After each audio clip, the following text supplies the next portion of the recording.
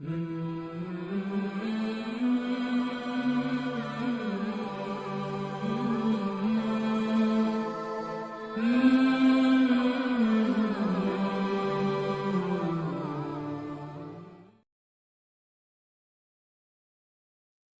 اللہ الرحمن الرحیم۔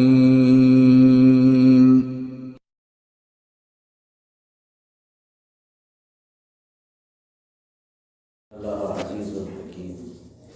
قال النبی صلی اللہ علیہ وسلم کلکم راع وکلکم مسئول عن رعیتہ۔ محترم حضرات و خواتین، السلام علیکم ورحمۃ اللہ وبرکاتہ۔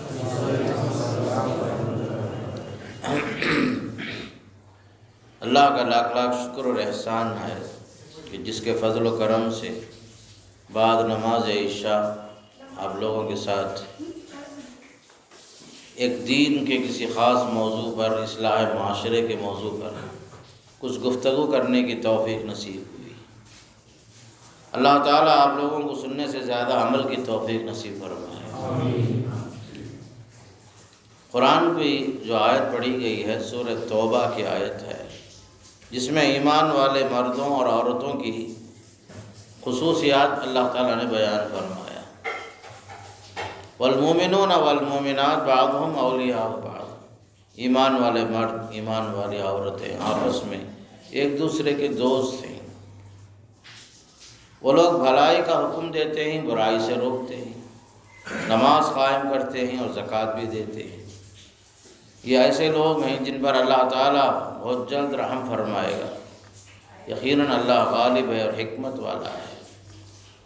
اللہ کے نبی صلی اللہ علیہ وسلم نے ارشاد فرمایا، تم میں سے ہر آدمی ذمہ دار ہے اور اپنے رعایا کے بارے میں ہر ایک سے سوال ہوگا، باز پرس کی جائے گی۔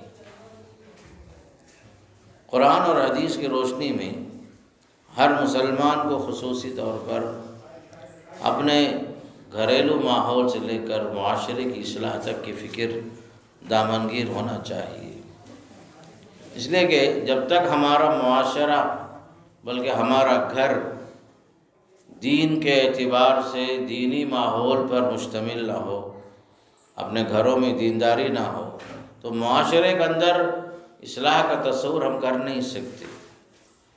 دین کو قائم کرنا ہے اپنی ذات پر، اپنے گھر والوں میں، اپنے اہل و عیال میں، اپنے رشتہ داروں میں، اپنے خاندانوں میں، پھر اسی طرح آگے بڑھتے بڑھتے اپنے ماحول کے اندر بھی اسلام کے تعلیمات پر عمل کرنے کی پوری کوشش کرنی چاہیے۔ اسلام ہم سے یہی چاہتا ہے کہ ہر فرد مسئول ہے، ہر ایک کے اندر ذمہ داری ہونی چاہیے۔ اپنے ماتحتوں کے سلسلے میں اللہ تعالیٰ اسے باز پرس کرے گا، جواب دہی کے لیے پہلے سے تیار ہونا چاہیے۔ یہ ہر آدمی کو جاننا بھی چاہیے اور یہ ذمہ داری کا احساس ہونا چاہیے۔ ہر آدمی کسی نہ کسی شکل میں ذمہ دار تو ہے، شوہر کی حیثیت سے، باپ کی حیثیت سے، بھائی کی حیثیت سے، خاندان کے بڑے کی حیثیت سے۔ مردوں کی ذمہ داریاں ہیں اپنی جگہ میں، اسی طرح عورتوں میں بھی یہ چیز ہے کہ ماں ہے، بھائی، بہن ہے، بیوی کی شکل میں، دادی ہے، نانی کی شکل میں، اپنے اپنے ماتحتوں کے بارے میں انہیں فکر کرنا چاہیے۔ ہر ایک کی اصلاح مطلوب ہے اور مقصود بھی ہے شریعت میں۔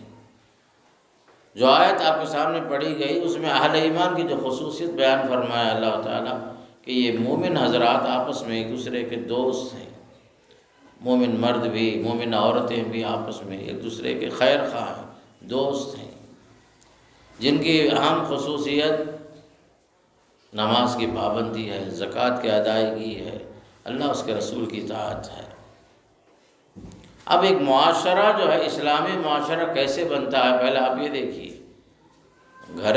گھروں کے ماحول میں دین کا تصور آپ کیسے پیدا کر سکتے ہیں؟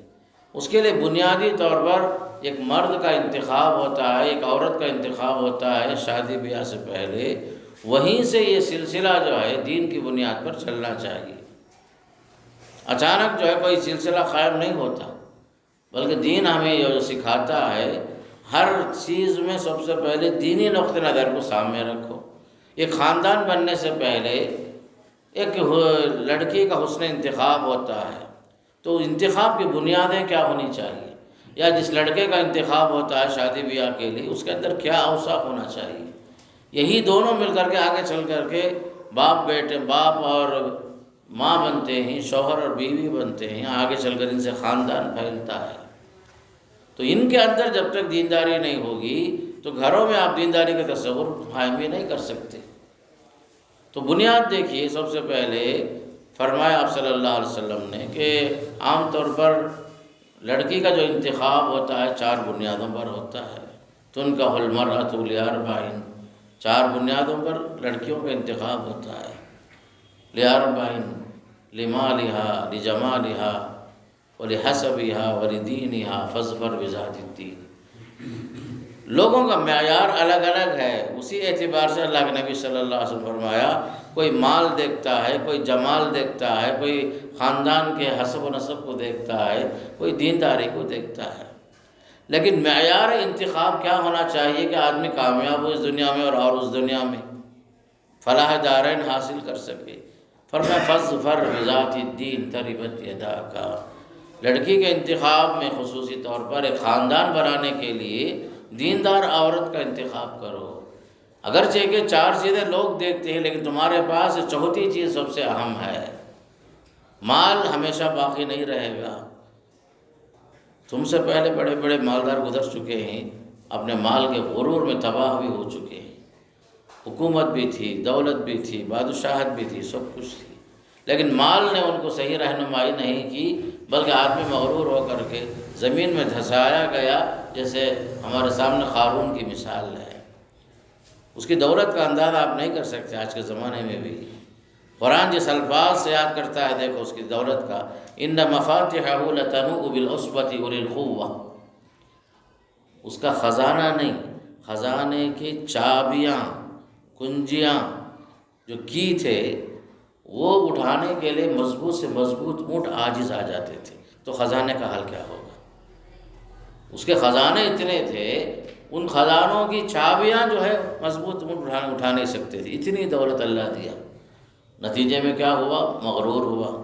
جب کہا گیا کہ بھائی خرچ کر اللہ کے راستے میں، غریبوں فقیروں سب کا بھی حق ہے تیرے مال میں، کہا انما اوتیتہ علی علم عندی، متکبر ہو کر کہنے لگا یہ دولت میں کیوں خرچ کروں، مجھے کیا ضرورت پڑی، میں اپنی محنت سے کمایا ہوں، اپنے علم کی بنیاد پر، اپنے صنعت و حرفت کی بنیاد پر، اپنے کمال کی بنیاد پر کمایا ہوں۔ گویا کہ دولت کی رسائی کا ذریعہ اس نے کیا سمجھا؟ اپنی جانکاریاں، تجربے، اپنا علم ہی سب کچھ سمجھ لیا۔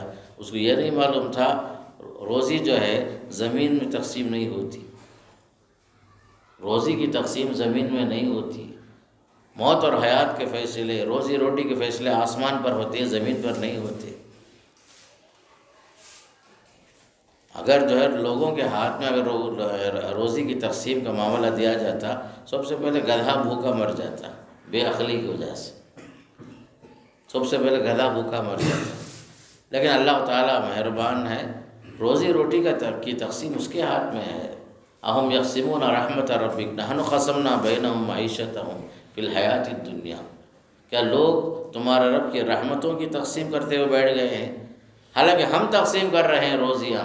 نحن قسمنا بینہم معیشتہم، لوگوں کی زندگی اور ان کے اسباب، وسائل، ذرائع، اس کی تقسیم ہم نے کر دیا ہے۔ بعض لوگوں کو دنیا میں ہم نے بلند درجات سے بھی نوازا ہے، تاکہ ایک دوسرے کے ماتحت ہو کر دنیا کا نظام چل سکے۔ لیتخذ بعضهم بعضا سخریا ورحمت ربک خیر مما یجمعون، تمہارے رب کی رحمت سب سے بہتر ہے جسے یہ لوگ جمع کرتے جا رہے ہیں، دولت اصل نہیں ہے۔ دولت جو ہے اللہ تعالیٰ جس کو بھی چاہے دیتا ہے، علم، فہم، بصیرت، دانائی، دین کی سمجھداری، یہ سب اللہ کی طرف سے دین ہے۔ تو دنیا میں مال اہم نہیں ہے، کبھی آج کا مال کل تک باقی بھی نہیں رہتا۔ بڑے سے بڑے حکمران جو ہیں تباہ و برباد ہو جاتے ہیں، بڑے سے بڑا امیر پلیٹ فارم پا جاتا ہے، کاروں میں گھومنے والے پیدل چلنے پر مجبور ہو جاتے ہیں۔ دنیا کے اندر ہے یہ نظام، یہ اللہ تعالیٰ کا نظام ہے یہ۔ کہا کہ مال بھی باقی نہیں رہتا، جمال خوبصورتی وہ بھی ہمیشہ باقی نہیں رہتی۔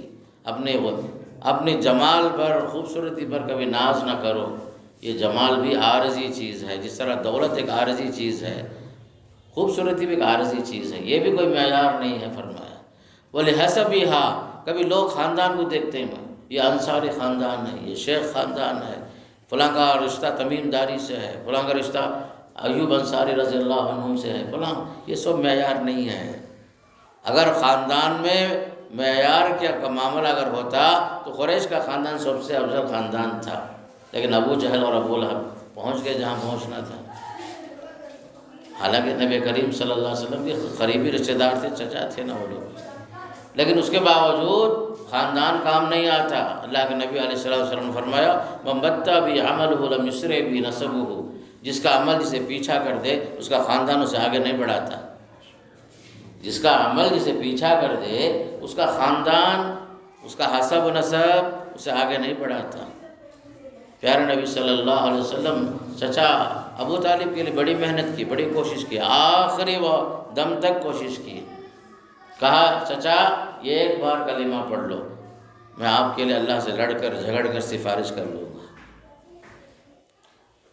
پڑھنا چاہ بھی رہے تھے وہ ابو طالب، لیکن بیچ میں ابو جہل جیسے لوگ ابو لہب لا کر کے اور دلائے، کیا موت کے ڈر سے اپنا مذہب تبدیل کر رہے ہو؟ باپ دادا کے خاندان کی مذہب کی تبدیلی جو ہے آپ چاہتے ہیں موت کے ڈر سے؟ ایسا بول کر کے غیرت دلا کر کے تباہ کر دیے۔ آخرکار کفر پر ان کا انتقال ہوا۔ اللہ کے نبی صلی اللہ علیہ وسلم کو بہت افسوس ہوا۔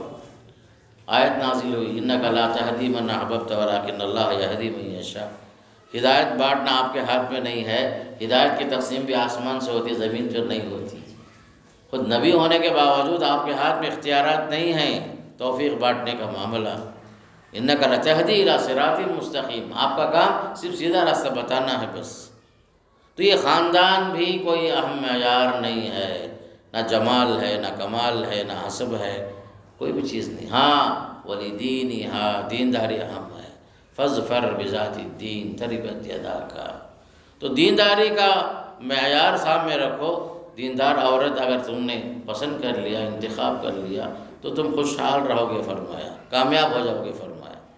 اور ادھر جو ہے لڑکے کا معاملہ بھی یہی ہے، ایسا نہیں کہ صرف پوری دینداری ہم جو ہے لڑکیوں کے اندر عورتوں میں تلاش کرتے بیٹھ جائیں کہ ہم گویا کہ پوری طرح جنتی لوگ ہیں پورے مرد حضرات، اور عورتوں میں ہی سب کچھ عیب ہے سمجھ کر بیٹھ جائیں۔ نہیں، دوسری حدیث میں فرمایا صلی اللہ علیہ وسلم نے اذا اتاکم من ترضون دینہ وخلقہ فزوجوہ، جب تمہارے پاس ایسے لوگ جو رشتہ لے کر آئیں جن کے دین سے، جن کے اخلاق سے آپ خوش ہیں، شادی کر دو ان کی، شادی کرا دو ان کی۔ مطلب کیا ہے؟ مردوں میں بھی دینداری کو دیکھو، اس کے اخلاق کو دیکھو۔ جس طرح عورت کے اندر دینداری کو دیکھو گے اسی طرح مردوں میں بھی یہ دیکھو۔ سمجھ رہے میری بات آپ لوگ؟ ایسا نہیں کہ صرف پورا معیار عورت ہی سب کچھ ہے، ایسا نہیں ہے۔ ذرا انصاف سے کام لیجیے۔ عام طور پر لوگ سمجھ جاتے ہیں کہ سب کچھ ہر بگاڑ کے پیچھے عورت ہی سمجھ جاتے ہیں، ایسا بھی نہیں ہے۔ تھالی ایک ہاتھ سے نہیں بجتی۔ تو اسی لیے فرمایا آپ صلی اللہ علیہ وسلم نے تمہارے پاس معیار مردوں کے لیے بھی یہ رکھو جس کے دین سے آپ راضی ہیں، جس کے اخلاق سے آپ مطمئن ہیں، بس وہی جو رشتہ کرو اس کی۔ اب میں آپ کو اور ایک مثال دیتا ہوں۔ دیکھیے کیسا معاشرہ تھا عہد نبوت میں۔ اللہ کے نبی صلی اللہ علیہ وسلم کے زمانے میں خود آپ سے خواتین آ کر کے مشورتاً پوچھتی تھی، یا رسول اللہ صلی اللہ علیہ وسلم 2 رشتے آئے ہیں مجھے، میں کس کے رشتے کو قبول کروں، کس کے رشتے کو ٹھکراؤں؟ بعض عورتوں نے پوچھا اللہ کے نبی صلی اللہ علیہ وسلم سے، تو پوچھے کون آئے ہیں، رشتہ کس کا رشتہ آیا ہے؟ تو کہا اس عورت نے، یا رسول اللہ ایک صاحب ہیں ان کا نام معاویہ ہے۔ تو کہا آپ صلی اللہ علیہ وسلم نے اما معاویہ تو فسألوکن لا مال لہ، ارے وہ معاویہ ضرورت نہیں بھائی، چھوڑ دیجئے۔ فسألوکن فقیر آدمی ہے، غریب آدمی ہے، کیا بھی نہیں ہے ان کے پاس، نہ خود کھا سکتے ہیں تو تم کو کیسے کھلائیں گے، تمہارے رہن سہن کا انتظام کہاں سے کریں گے، تمہارے نان نفقے کا مسئلہ کیسے حل کریں گے؟ فرمایا اما معاویہ تو فسألوکن، غریب آدمی ہے، فقیر آدمی ہے، کچھ بھی نہیں ہے اس کے پاس، لا مال لہ، پیسے ہی نہیں ان کے پاس، خامخواہ تم پریشان ہو جاؤ گے بعد میں۔ پھر پوچھا آپ نے دوسرا آدمی کون تھا جس کا رشتہ آپ کے پاس آیا؟ کہا ابا جہم، کہا ایک اور ایک صاحب ہیں ابو جہم ان کا نام ہے، وہ صاحب کا رشتہ آیا ہے۔ آپ نے فرمایا اما ابا جہمین لا یضع عصا عن عاتقہ، وہ بھی مناسب نہیں تمہارے واسطے۔ لا یضع عصا عن عاتقہ کا مطلب یہ ہے ہمیشہ لاٹھی کندھے پر رہتی ہے ان کی۔ اس کا دو معنی ہے، محدثین بتاتے ہیں دو معنی۔ ایک معنی یہ ہے کہ ہمیشہ جو ہے لاٹھی رکھنے کا مقصد، وہ زمانے میں عرب چونکہ خانہ بدوش قوم تھے، کوئی ایک ٹھکانہ نہیں ہوتا تھا، ہر جگہ ٹینٹ مارے، قیام کیے، پھر اس کے بعد چلتے رہے اپنا ٹینٹ نکال کر کے۔ تو لاٹھی کا مطلب ہے ہمیشہ سفر کرنے والا، سامان جو ہے اپنا باندھ کر کے کپڑے میں، وہ زمانے میں کون سا بریف کیس تھا، اس زمانے میں کون سے سوٹ کا سن تھا، اس زمانے میں کچھ بھی نہیں تھے، سب صرف اور صرف کپڑے میں باندھ کر کے اپنے سامان لے کے چلتے تھے۔ اس زمانے توشہ، وہ بھی کپڑے میں باندھ کے چلتے تھے۔ تو کہا آپ صلی اللہ علیہ وسلم نے کہ وہ ہمیشہ سفر کرنے والے ہیں، تمہارا کیا خیال کریں گے؟ اور ایک معنی محدثین نے بیان کیا، لا یضع عصا عن عاتقہ کا مطلب ہے ضراب للنساء، عورتوں کو غصہ والا آدمی، مارنے والا، بیویوں پر حملہ کرے گا، مار دے گا، مارنے والا آدمی ہے وہ، یہ بھی تمہارے لیے مناسب نہیں ہے، فرما دیا۔ تو ایسے کیسز آتے تھے آپ صلی اللہ علیہ وسلم کے پاس، تو آپ نے باقاعدہ کھل کر صاف صاف مشورے میں بتایا کہ معاملہ ایسا ایسا ہے، ایسا ایسا ہے۔ تو بعض مرتبہ شادیاں ہو جاتی تھی تو اس معاشرے کا حال دیکھو، بعض عورتیں آ کے کہتی تھی یا رسول اللہ صلی اللہ علیہ وسلم کہ ہمارے والد صاحب نے ہماری شادی فلاں سے کر دی، مجھے حالانکہ وہ رشتہ پسند نہیں ہے، باپ نے رشتہ کرا دیا، ہمارا نکاح ہو گیا۔ تو آپ صلی اللہ علیہ وسلم نے جب دیکھا کہ لڑکی جو ہے اپنے اس نکاح سے مطمئن نہیں ہے، خوش نہیں ہے، راضی نہیں ہے، تو آپ نے فوراً کیا کیا، فرد نکاحہا، جس عورت کی شادی خوشی کے بغیر اگر ہوئی ہے، اس کے پسند کے بغیر اگر ہوئی ہے، آپ نے نکاح کینسل کرا دیا۔ چونکہ آپ جج تھے، حاکم تھے، قاضی تھے، قاضی کو اختیار ہے نکاح فسخ کرنے کا، تو آپ نے نکاح کینسل کر دیا۔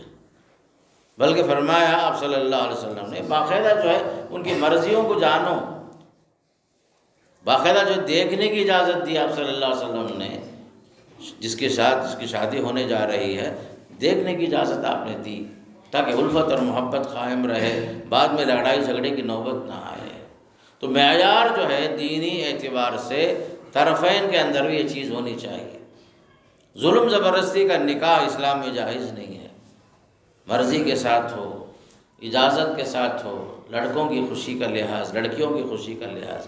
آج کا زمانہ میں ذرا کھل کر کہتا ہوں، تعلیم یافتہ طبقہ ہے ہمارا، بچے بھی پڑھ لیے ہیں، بچیاں بھی پڑھی ہوئی ہیں۔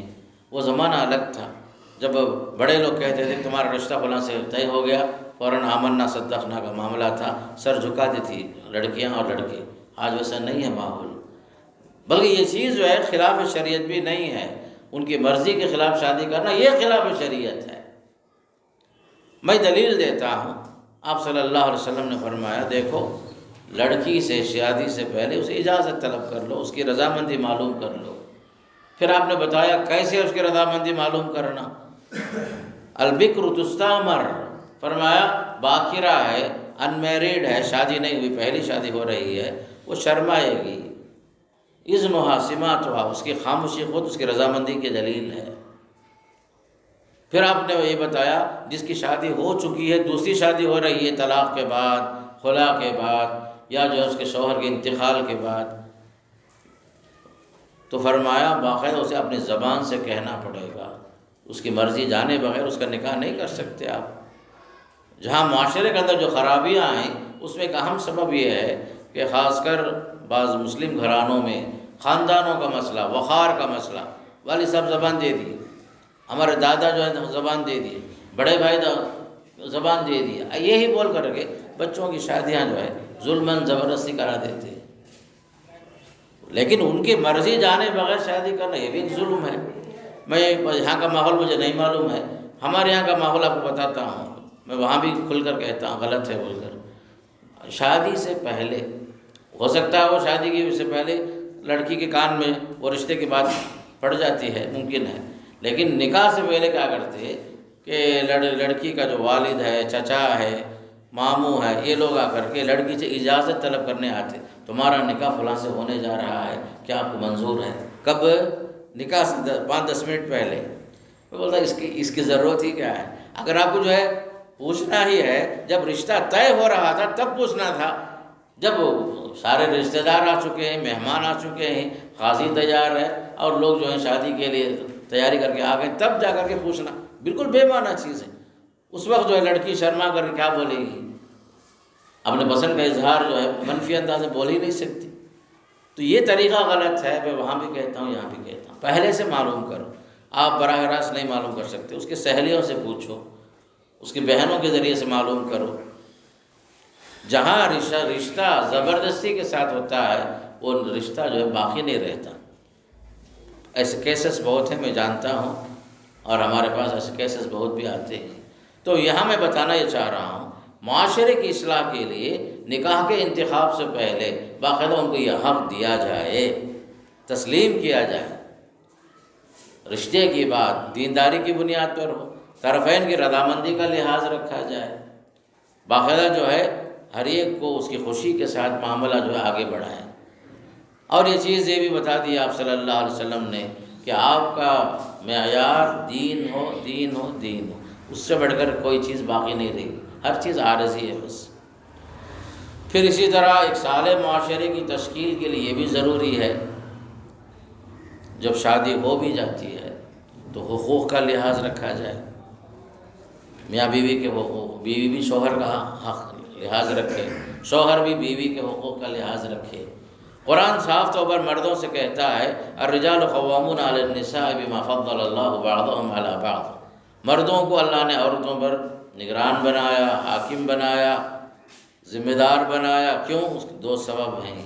ایک تو اللہ نے مرد کو جسمانی لحاظ سے فوقیت دیا ہے، دوسرا جو ہے عقلی اعتبار سے، مال کے اعتبار سے، مال وہ خرچ کرتے ہیں اس بنیاد پر بھی، جسمانی لحاظ سے بھی۔ وہابی کسبی کہتے ہیں ہمارے پاس، تو وہابی ایک خدا داد صلاحیت ہے مردوں کو عورتوں کے مقابلے میں، جسمانی لحاظ سے قوت، طاقت، ہمت، بہادری، ساری چیزیں۔ اور دوسری طرف مال خرچ کرنے کا ذمہ اللہ نے عورتوں کے حوالے نہیں کیا، بیوی بچوں کو پالنے کا ذمہ مردوں کے حوالے فرمایا۔ بلکہ ہمارے پاس ایک مسئلہ یہ بھی ہے کہ اگر شوہر بالکل تنگ دست ہے، شادی کے بعد بیوی کے خرچے، بچوں کے خرچے برداشت نہیں کر سکتا، تو اس عورت کو اس شوہر سے جو اس کے اخراجات برداشت نہیں کر سکتا، نان و نفقہ کا، رہائش کا انتظام نہیں کر سکتا، تو اس سے الگ ہونے کے لیے بھی جو ہے اسلامی طریقے سے اسے اجازت دی جاتی ہے۔ اس لیے کہ اہم معاملہ حقوق کا معاملہ ہے۔ مردوں کی فضیلت خود عورتوں پر انفاق کی وجہ سے ہے۔ کوئی شوہر یہ نہیں بول سکتا کہ میں گھر میں بیٹھتا ہوں، تم جا کر کما کر کے لا کے دو۔ وہ شخص مرد کہلانے کا لائق نہیں ہے اگر وہ اس طرح کا خیال رکھتا ہو اپنے ذہن میں، الا کہ مجبور ہو گیا ہو، بیمار ہو گیا، معذور ہو گیا، وہ الگ بات ہے۔ ورنہ جو ہے عورتوں پر کمانے کی کوئی ذمہ داری شریعت نے نہیں ڈالی ہے، گھر چلانے کی ذمہ داری مردوں کی ہے۔ سورہ طلاق میں فرمایا اسکنوہن من حیث سکنتم من وجدکم، تم جو ہے اپنے بیوی بچوں کو وہاں ٹھہراؤ جہاں تم اپنی حیثیت کے مطابق ٹھہرا سکتے ہو، اپنی طاقت کے مطابق ٹھہرا سکتے ہو، تمہارا ذمہ ہے۔ لینفق ذو سعۃ من سعتہ، ہر صاحب حیثیت کو اپنے حیثیت کے مطابق خرچ کرنا چاہیے۔ ومن قدر علیہ رزقہ فلینفق مما آتاہ اللہ، اگر کوئی تنگ دست ہے اپنے حیثیت کے مطابق ضرور خرچ کرے ہو۔ لا یکلف اللہ نفسا الا ما آتاہا، اللہ کسی کو تو اس کی طاقت سے بڑھ کر کسی کو مکلف نہیں بناتا۔ تو یہ سب اصول ہیں شریعت کے، خرچ کرنا۔ اور اس کے علاوہ یہ بھی فرمایا وعاشروہن بالمعروف، ان عورتوں کے ساتھ بود و باش میں، رہن سہن میں اچھے انداز سے پیش آؤ اور ان کے ساتھ اچھا سلوک بھی کرو فرمایا۔ مرد کی بڑی ذمہ داری ہے، خاص کر کے بال بچوں کو تربیت کرنا، ان کے اخراجات برداشت کرنا، ان کی نگرانی کرنا، اور ان سب کو دین کے راستے پہ چلانا یہ مرد کی ذمہ داری ہے خاص کر کے۔ بلکہ حدیث میں یہاں تک آتا ہے جو مرد اپنے بیوی بچوں کو پالنے کے لیے محنت کرتا ہے، خرچ کر رہا ہے، اس خرچ میں بھی اسے صدقے کا ثواب ملتا ہے، فرمایا صدقے کا ثواب ملتا ہے اسے۔ یہاں تک ایک آدمی محبت سے اپنے بیوی کے منہ میں لقمہ بھی رکھتا ہے، اس میں بھی صدقے کا ثواب ہے، فرمایا۔ بیوی سے ملنا، مباشرت کرنا، اس میں بھی اجر و ثواب ہے، فرمایا۔ جب یہ بات آپ نے بتائی تو صحابہ کو بڑا تعجب ہوا کہ بیوی سے ملنے پر اجر و ثواب کی بات کیا ہے اس میں؟ تو آپ نے سوال کیا انہی لوگوں سے جن کو تعجب ہوا، ذرا بتاؤ تو صحیح، اگر ایک آدمی جائز خواہشات پوری کرنے کے لیے غلط راستے پہ جاتا ہے تو اس پر گناہ ہوگا یا نہیں ہوگا؟ ہاں ہوگا۔ تو اسی طرح اس میں بھی اجر ہے، ثواب ہے، فرمایا۔ الغرض جو ہے شوہر کی ذمہ داریوں میں ایک اہم ذمہ داری یہ ہے ان کے ساتھ اچھا سلوک کرنا، ان کے لیے اچھا شوہر بننا، پہلی بات۔ اب اس کے لیے اللہ کے نبی علیہ السلام کی زندگی کو مثال کے طور پر دیکھ لو، آپ ہمارے لیے نمونہ ہیں۔ فرمایا خیرکم خیرکم لأہلی وانا خیرکم لأہلی، تم میں سے اچھا آدمی، بہترین آدمی وہ ہے جو اپنے گھر والوں کے حق میں اچھا ہے، بہتر ہے، اچھے اخلاق والا ہے۔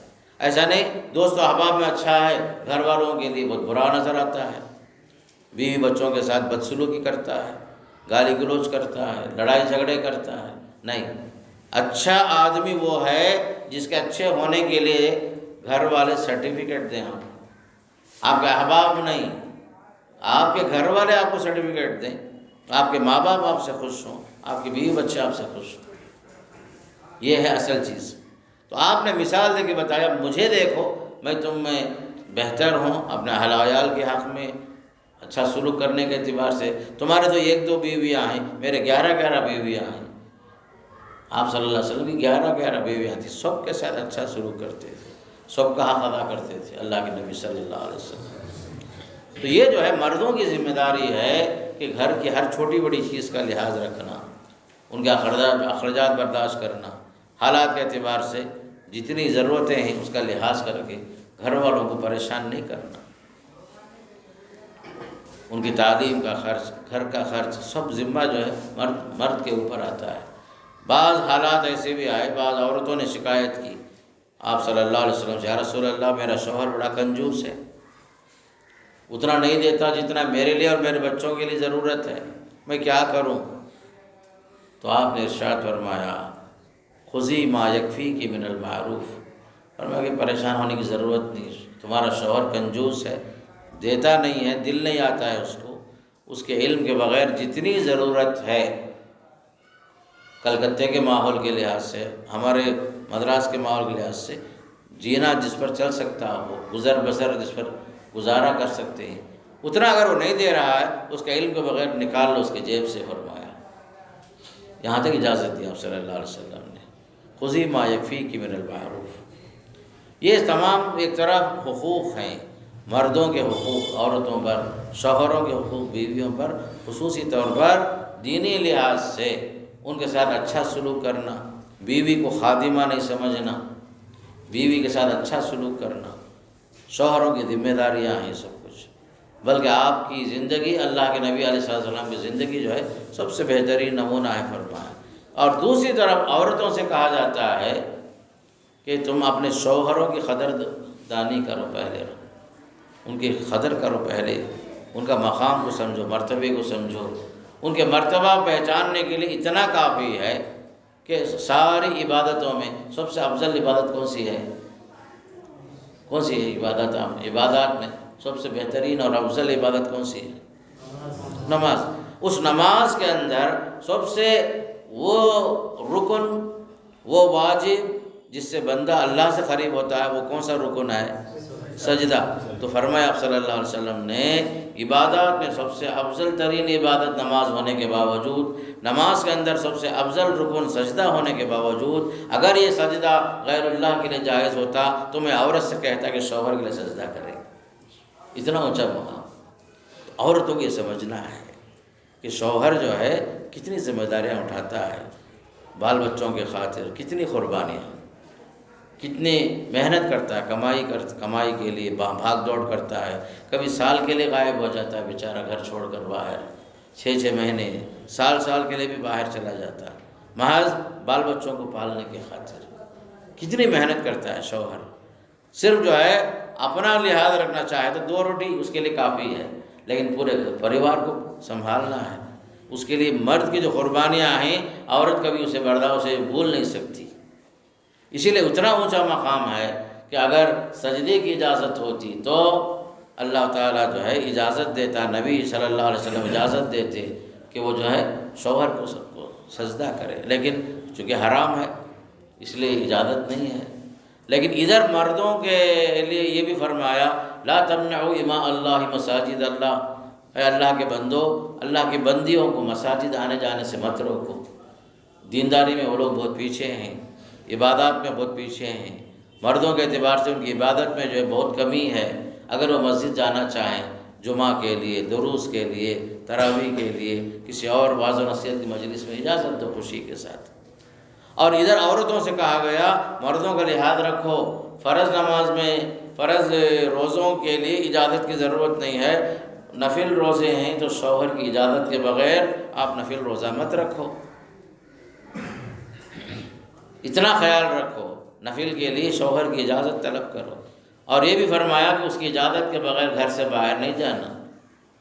اور یہ بھی فرمایا یاد رکھو تمہارے لیے ایک اچھی بیوی ہونے کے لیے سب سے ضروری ہے کہ شوہر جس کو ناپسند کرتا ہے اسے اپنے گھر میں آنے کی اجازت نہ مت دو، اپنے بستر پر مت بٹھاؤ اسے، کسی کے ساتھ جو اجنبی ہے اسے ملنا، مصافحہ کرنا یا جو ہے ملاقات کی کوشش کرنا، یہ سب تمہارے لیے حرام ہے۔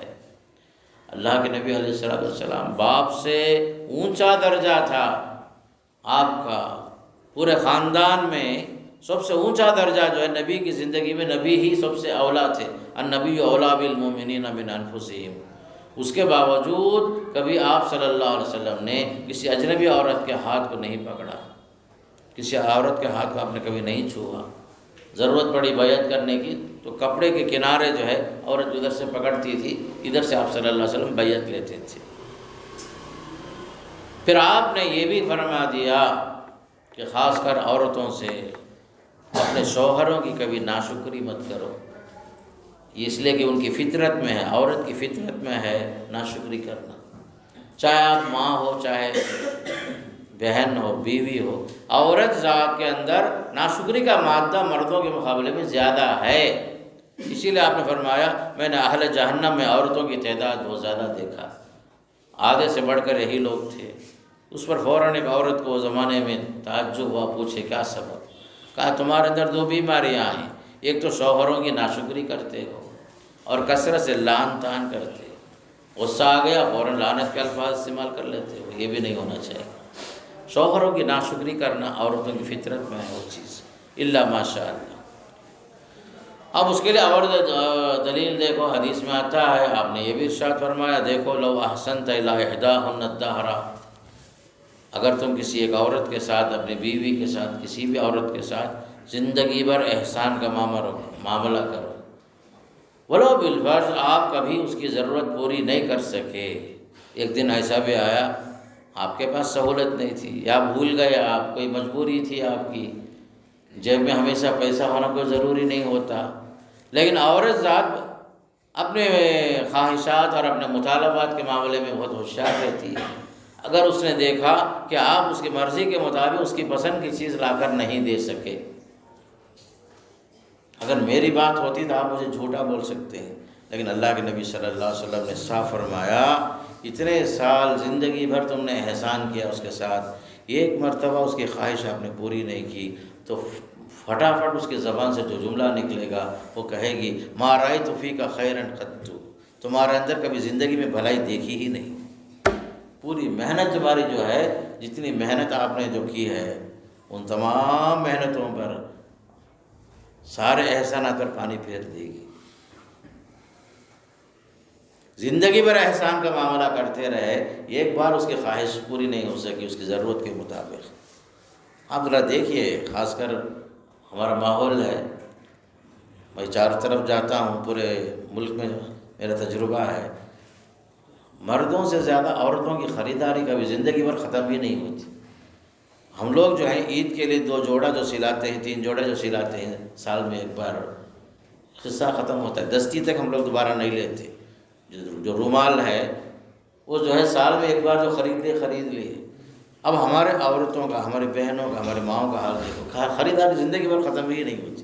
پھر بھی جو ہے مسئلہ کیا ہے، جو بیماری عورتوں میں ہے وہ دیکھا دیکھی بیماری، فلاں کے گھر میں وہ ہے، فلاں کے گھر میں یہ ہے، فلاں کے گھر میں شادی ہے، اس اتوار کو یہ گھر میں شادی ہے، آئندہ اتوار فلاں ماموں کے گھر میں شادی ہے۔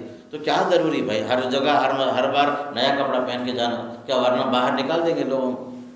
ابھی پورا بوجھ کس کے سر پر پڑتا ہے؟ شوہر کے اوپر پڑتا ہے۔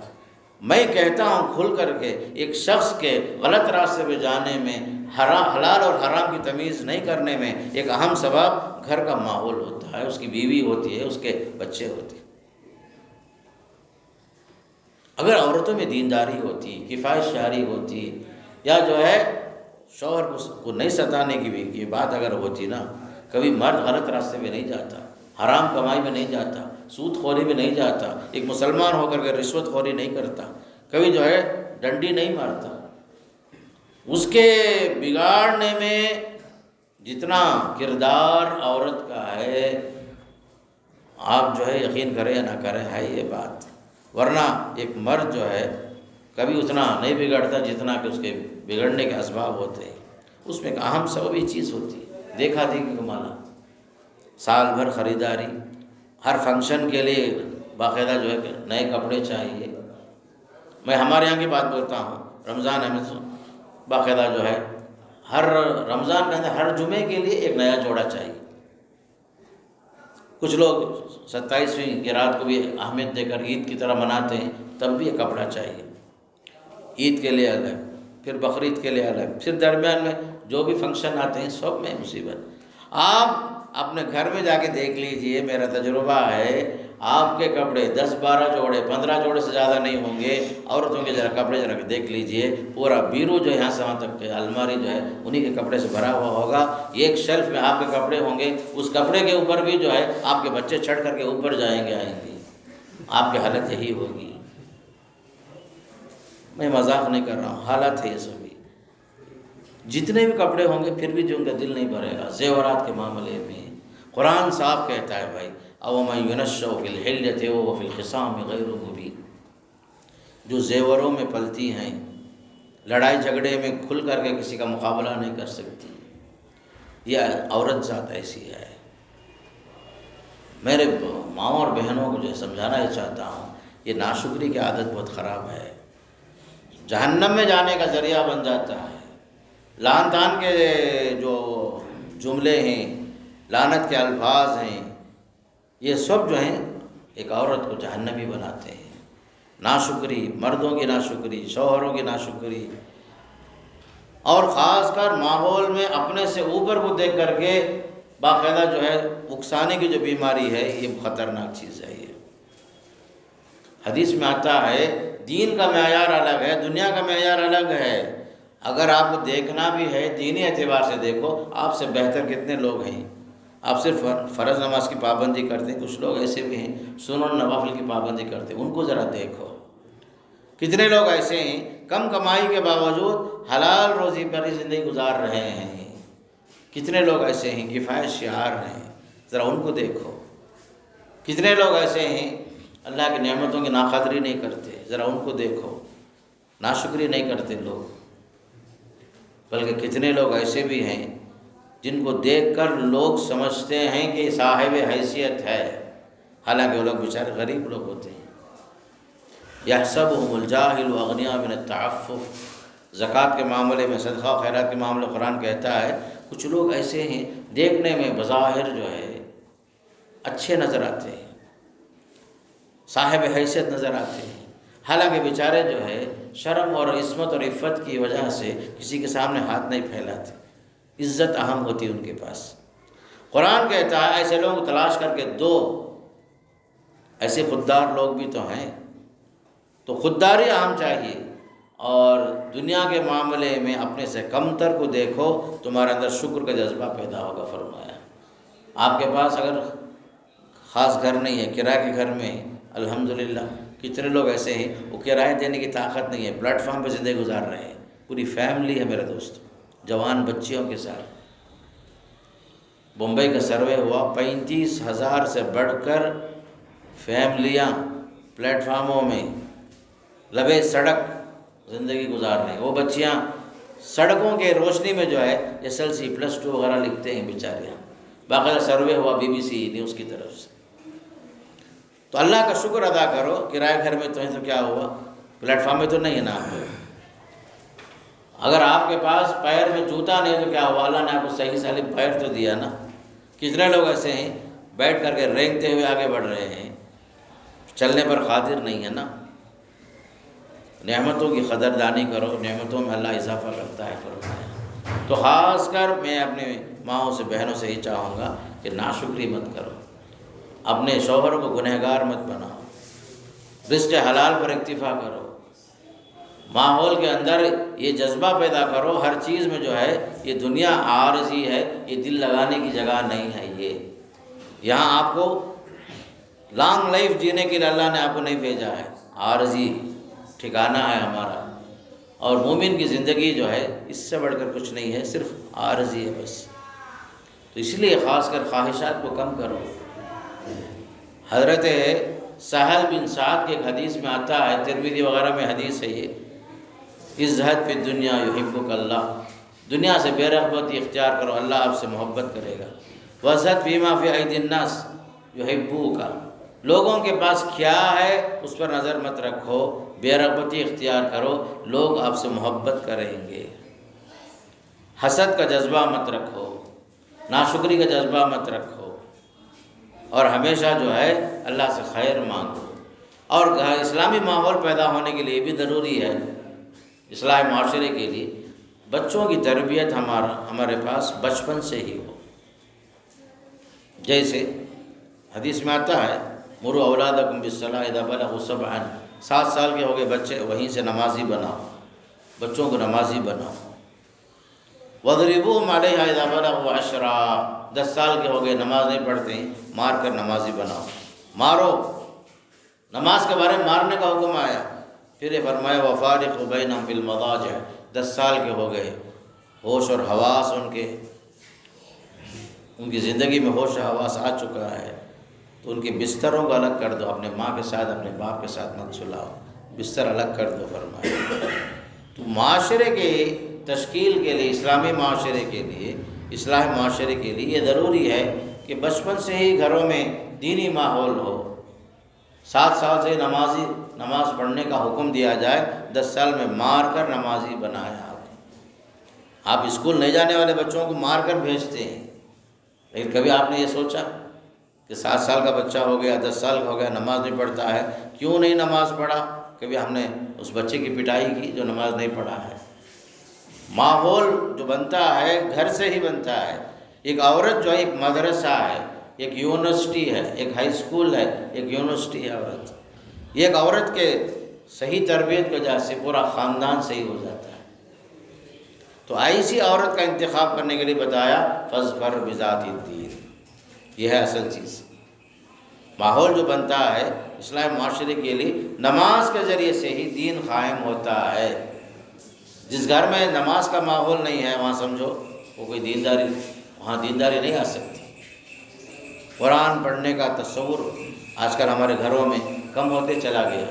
ایک دور تھا نماز فجر کے بعد باہر جاؤ، باقاعدہ گھروں میں قرآن پڑھنے کی آواز آئے گی، وہ چیزیں ختم ہوتے آ گئی الا ماشاء اللہ۔ بیکار مصروفیات اتنی زیادہ ہو گئی، قرآن پڑھنے کے لیے ٹائم نہیں ہمارے پاس، جبکہ قرآن بابرکت کتاب ہے۔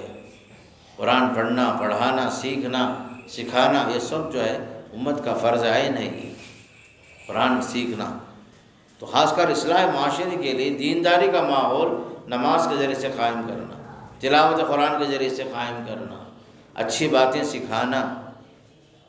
دیکھیے کیسا ماحول پیدا کیا آپ صلی اللہ علیہ وسلم، باقاعدہ فرمایا دیکھو اگر بچہ جو ہے آپ کے ساتھ دسترخوان میں کھاتا بھی ہے، ذرا لحاظ رکھو، دیکھو کون سے ہاتھ سے کھاتا ہے وہ۔ ایک بار آپ کے دسترخوان میں ایک کم عمر بچہ ہی تھا، کھانا کھا رہے تھے صلی اللہ علیہ وسلم، فوراً بچہ جو ہاتھ ڈال دیا کھانے میں، آپ نے ہاتھ پکڑ لیا، پھر آپ نے ادب سکھایا۔ یہ ماحول ہمارے گھروں میں ہونا چاہیے۔ کیا سکھایا ادب؟ یا غلام سم اللہ، ایسے فوراً کھانا نہیں کھانا بیٹا، پہلے اللہ کا نام لے، بسم اللہ بول۔ پھر فرمایا کل مما یلیک، درمیان میں ہاتھ مت ڈالو، جو قریب میں جہاں کھانا ہے وہاں سے شروع کرو، پہلا اللہ کا نام لو۔ کل بیمینک، سیدھے ہاتھ سے کھانا۔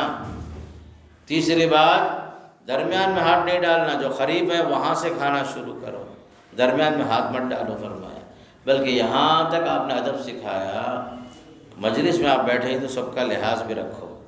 یہاں تک فرمایا دیکھو، آپ اگر کھجور بھی کھا رہے ہیں قہوہ کے ساتھ، دو کھجور مت لو، آپ جب مل جل کے کھا رہے ہیں ایک ایک کھجور لو، اس لیے کہ آپ کے علاوہ دوسروں کا بھی تو حق ہے اس میں۔ دسترخوان میں آدمی عام طور پر پہچانا جاتا ہے، آدمی کے بارے میں جاننا پہچاننا ہو تو اس کے دسترخوان میں بیٹھ کر اس کے ساتھ کھا کے دیکھو، اندازہ ہو جاتا ہے۔ تو آپ نے وہاں بھی ادب سکھایا، سیدھے ہاتھ سے کھانا، بسم اللہ بول کے کھانا، اپنے سے قریب کی چیز کھانا۔ یہاں تک کہ حضرت حسن اور حسین رضی اللہ تعالیٰ عنہما جو ہے جب چھوٹے تھے، ایک کھجور نیچے پڑا ہوا تھا، اٹھا کے منہ میں ڈالنے جا رہے تھے، آپ نے فوراً کہا کخن کخن، تھوک دو فرمایا، یہ تمہارے لیے حلال نہیں ہے یہ، اس لیے کہ ہمارے لیے محمد اور آل محمد کے لیے یہ سب مال، صدقے کا مال، یہ سب جائز نہیں ہے ہمارے واسطے۔ ہم اور آپ کیا بولیں گے، چھوٹا بچہ، معصوم بچہ ہے، اسے کیا معلوم ہے، بعد میں سیکھ لے گا وہ، کہ نہیں، معاشرہ بنتا ہے حلال اور حرام کی تمیز سیکھنے کے ساتھ بنتا ہے۔ یہ سب چیزیں ہوتی ہیں صالح معاشرے بنانے کے لیے۔ حلال کمائی اہم ہے۔ آج ہمارے بچوں کے اندر بگاڑ اگر ہے، اس کا سبب صرف اور صرف بچے نہیں ہیں، اس میں ہماری کمائی بھی ایک اہم ذریعہ ہے بچوں کے بگڑنے میں۔ آدمی حلال کمائے تو بچے صحیح پرورش پاتے ہیں، بچوں کی صحیح تربیت ہوتی ہے۔ اگر حلال اور حرام کی تمیز نہیں، حرام کمائی آ گئی تو بچوں میں بھی وہ بگاڑ آ جاتا ہے۔ یاد رکھو، ہمارے صحابہ فرماتے تھے اگر ہم جو ہے اللہ کی نافرمانی کرتے ہیں تو اس کا اثر ہم اپنے گھوڑے میں دیکھتے تھے، گھوڑا ہماری اطاعت نہیں کرتا، ہمیں گرا دیتا ہے نیچے۔ تو اللہ کی نافرمانی کا اثر ہمارے جانوروں پر پڑتا ہے، کہتے تھے ہمارے صحابہ رضوان اللہ علیہ۔ تو ہمارے بچوں پر صحیح تربیت کے اس کے اثرات دیکھنا چاہتے ہیں تو ہمارے لیے عقل حلال ضروری ہے۔ تو صالح معاشرے کی تشکیل کے لیے چھوٹی چھوٹی باتیں بہت ہیں، ہمیشہ سچ بولنا۔ اگر ہم جو ہے بچوں کے سامنے جھوٹی باتیں، وعدہ خلافی، امانت میں خیانت کی باتیں، یہ سب اگر ہم اس کا ارتکاب کرتے ہیں کبھی ہمارے بچے جو ہے صحیح بات نہیں سیکھیں گے۔ اس لیے میرے دوستو، خاص کر کے صالح معاشرے کے لیے سب سے پہلے ماں باپ کو صالح بننا پڑے گا۔ جب تک اپنے گھر میں دینی ماحول بچے نہیں دیکھیں گے، باہر میں جب وہ سیکھنے کی چیز ان کو نظر نہیں آئے گی۔ گھروں کا ماحول دینی ہونا، میں یہ کہنا چاہتا ہوں، تب چل کر کے مومن مرد، مومن عورتیں آپس میں ایک دوسرے کے دوست بھی ہوں گے، دینداری آئے گی، نماز کی محبت آئے گی۔ گھروں سے ہی اصلاح کا معاملہ ہونا چاہیے، گھروں میں دینداری ہو، اللہ کا خوف ہمارے دلوں میں مسلط ہو، اللہ کا ڈر ہم پر غالب آئے، اور اس کے لیے ہر چیز میں نقطہ نظر دین ہو، دین ہو، دین ہو۔ بلکہ کتنا خیال رکھا گیا، دیکھو دینی ماحول پیدا کرنے کے لیے کتنی اہم باتیں بتائی گئی۔ وَإِذَا بَلَغَ الْأَطْفَالُ مِنْكُمُ الْحُلُمَ فَلْيَسْتَأْذِنُوا، بچے جب بالغ ہو جاتے ہیں تو اپنے ماں باپ کے کمرے میں بھی بلا اجازت داخل نہ ہوں وہ لوگ۔ بچے اگر بالغ ہو جاتے ہیں، سمجھدار ہو جاتے ہیں، ہوش کے ٹھکانے جب وہ لگ جاتے ہیں تو فرمایا کہ بغیر اجازت کے ماں باپ کے کمرے میں بھی نہیں آنا۔ فَلْيَسْتَأْذِنُوا، اجازت طلب کر کے آئیں، كَمَا اسْتَأْذَنَ الَّذِينَ مِنْ قَبْلِهِمْ۔ اور دوسری آیت میں فرمایا 3 اوقات میں اجازت لے کر ہی کوئی بھی اندر آئے، من قبل صلاۃ الفجر وحین تضعون ثیابکم من الظہیرہ ومن بعد صلاۃ العشاء ثلاث عورات لکم، آپ کے بچے بھی یہ تینوں اوقات میں باقاعدہ اجازت لے کر اندر آئیں، نماز فجر سے پہلے، ظہر نماز کے بعد، خیر اللہ کے وقت میں، اور رات میں عشاء کے بعد۔ یہ آداب ہے جو اسلام سکھاتا ہے گھروں کے ماحول کے اندر، بلکہ اسلام یہ سکھاتا ہے گھر میں بھی آتے ہو تو پہلے سلام کر کے اندر آؤ۔ اپنے بیوی بچوں کے ساتھ گھر کا ماحول، دینی ماحول بنانے کے لیے یہ سب ضروری باتیں ہوتی ہیں۔ آپ جو ہے دیندار بننا چاہتے ہیں تو باقاعدہ جو ہے اس کا اثر آپ کے بچوں پر ضرور پڑتا ہے۔ جہاں ماحول اس طرح نہیں ہوتا، دینداری نہیں ہوتی، قرآن پڑھنے کا تصور جس گھر میں نہیں ہے، نماز کا تصور جہاں نہیں ہے، جہاں صرف گانے ہی بجتے رہتے ہوں، وہاں پر بچوں کے بگڑنے میں کوئی ذرا برابر آپ کو شک نہیں ہونا چاہیے۔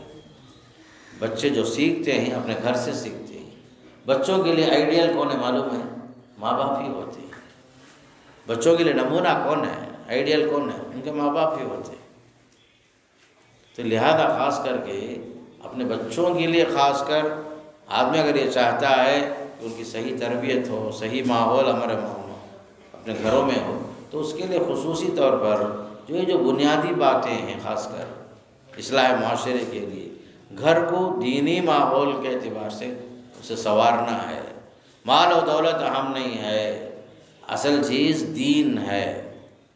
غربت کے ساتھ بھی دین پر باقی رہنا، اور خصوصاً اللہ کی نعمتوں کی ناقدری نہیں کرنا، ناشکری نہیں کرنا۔ اور مرد عورت کا احترام کرے، عورت مرد کا احترام کرے، بیوی جو ہے اپنے شوہر کی عزت کرے، شوہر اپنی بیوی کی عزت کرے، بلکہ اس کے خاندان والوں کا بھی وہ رشتہ باقی رکھے، جس طرح ہم چاہتے ہیں کہ وہ آنے والی ہمارے بال بچوں کے لیے، اپنے خاندان کے لیے سب کا لحاظ رکھنے والی ہو، وہی چیز چاہیے۔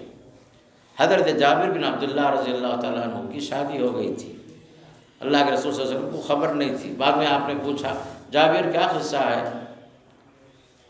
کچھ بدلے بدلے نظر آ رہے ہو؟ کہا کہ رسول اللہ میں نے شادی کر لی۔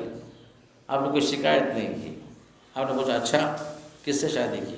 سیباً ام بکرن، باقرہ سے شادی کیے ہو یا جو ہے جس کی شادی ہو چکی ہے، بیواؤں سے، مطلقہ سے، جن کی شادیاں ہو چکی ان سے شادی کیے ہو؟ تو انہوں نے کہا یا رسول اللہ میں نے جو ہے ایک شادی شدہ عورت تھی، بیوہ تھی غالباً، میں نے اسے شادی کی۔ تو آپ نے پوچھا حل تزوجت بکرا، تم جوان آدمی ہو، ایک باقرہ سے شادی کرنا تھا، ان میرڈ سے شادی کرنا تھا۔ تو انہوں نے کہا یا رسول اللہ میرے والد کا انتقال ہو گیا، صلی اللہ علیہ وسلم کہتے ہیں میرے والد کا انتقال ہو گیا، میری ماتیں تھی، میں 5-6 بہنیں ہیں، میں ایسی تجربہ کار عورت کو لانا چاہتا تھا جو ان کی صحیح نگرانی کر سکے، ان کی تربیت کر سکے۔ اگر میں جو ہے باقرہ کو لے کے آتا وہ بھی ان کے ساتھ کھیلنے میں مصروف ہو جاتی، گھر کا ماحول صحیح معنی میں نہیں سدھرتا۔ تب آپ سے انہوں نے خاموشی اختیار فرما لی۔ تو وہ زمانے میں بھی جوائنٹ فیملی تھے، مشترکہ خاندان تھا، آپ صلی اللہ علیہ وسلم نے باقاعدہ ان سب کا لحاظ رکھا۔ جب انہوں نے یہ کہا کہ میری بہنیں ہیں، ان کی دیکھ بھال کرنا، ان کی خدمت کرنا، ان کی کنگھی کرنا، ان کا لحاظ رکھنا، تربیت کرنا، یہ سب میرا مقصود تھا، تو آپ خاموش ہو گئے صلی اللہ علیہ وسلم۔ تو ماحول میں جو خصوصی طور پر گھر کے ماحول کو دینی ماحول بنانا، اسلامی نقطہ نظر سے سب سے پہلا اپنی ذات پر اسلام کو نافذ کرنا، گھر والوں میں اسلام کو داخل کرنا، اور گھر کو ماحول اسلامی گھر بنائیں گے تو اسی طرح اس کا اثر قرب و جوار میں پڑے گا، خاندان میں پڑے گا، معاشرے میں پڑے گا، یہ سب چیزیں ہوتی ہیں، تب چل کر کے صالح معاشرہ تشکیل پاتا ہے، اور مومن عورت، مومن مرد کے لیے دوست بن جاتے ہیں۔ لیکن جہاں دین نہیں ہوتا نا، جہاں صرف دنیا ہی سب کچھ ہو جائے، تو وہاں پر تربیت کا کوئی اثر نظر نہیں آئے گا، سوائے جو ہے بربادی کی کچھ چیز نہیں ہوتی۔ اگر خیر ہے تو دین کے ساتھ ہے، مادیت کے ساتھ، دنیا پرستی کے ساتھ کبھی خیر کا تصور نہیں ہو سکتا۔ اگر دین کے ساتھ دولت ہے الحمدللہ، دین کے ساتھ جمال ہے الحمدللہ، دین کے ساتھ خاندان کا نیک نام ہے الحمدللہ، لیکن دین کے بغیر سب کچھ ہے تو وہ کچھ بھی نہیں ہے۔ سمجھ رہے بات؟ دین کے بغیر اگر ہے، دین اگر نہیں ہے، سب کچھ ہے، گویا کہ کچھ بھی نہیں ہے آپ کے پاس۔ اس طرح خاص کر اسلامی ماحول میں اپنے گھروں کو جو ہے سنوارنے کی ضرورت ہے، دینی تعلیمات کی روشنی میں سنوارنے کی ضرورت ہے۔ میں اس موقع پر بات کو طویل کیے بغیر اپنی بات ختم کرنے کی کوشش کرتا ہوں، اور اللہ سے دعا بھی کرتا ہوں اللہ تعالیٰ مجھے بھی اور آپ کو بھی دین کو سمجھ کر، دین کے مطابق، اس کے تقاضے کے مطابق ایک مثالی شوہر، ایک مثالی ماں، مثالی باپ، مثالی بھائی بہن بننے کے لیے اللہ تعالیٰ ہم سب کے گھروں میں اس کی توفیق نصیب فرمائے۔ جو سنتے ہیں ہم لوگ عمل کی نیت سے سن کر عملی زندگی میں اس کو نافذ کرنے کی کوشش کریں گے تو اللہ تعالیٰ جو ہے اس میں خیر و برکت رکھے گا۔ دین کی بنیاد پر اگر ہم آگے بڑھتے ہیں ہر معاملے میں، دوستی کا معیار دین، دشمنی کا معیار دین، کسی کو دینا ہے دینی اعتبار سے، کسی کو روکتے ہیں، ملنا ہے نہیں ملنا ہے، ہر چیز دین کی بنیاد پر ہو جائے تو معاملہ خیر ہی خیر ہوتا ہے۔ اللہ تعالیٰ اس کی توفیق نصیب فرمائے، اللہ جب تک رکھے دین پر چلنے کی توفیق نصیب فرمائے اور سب کو خاتمہ بالخیر نصیب فرمائے۔ وصلی اللہ علی نبینا محمد والحمد للہ رب العالمین۔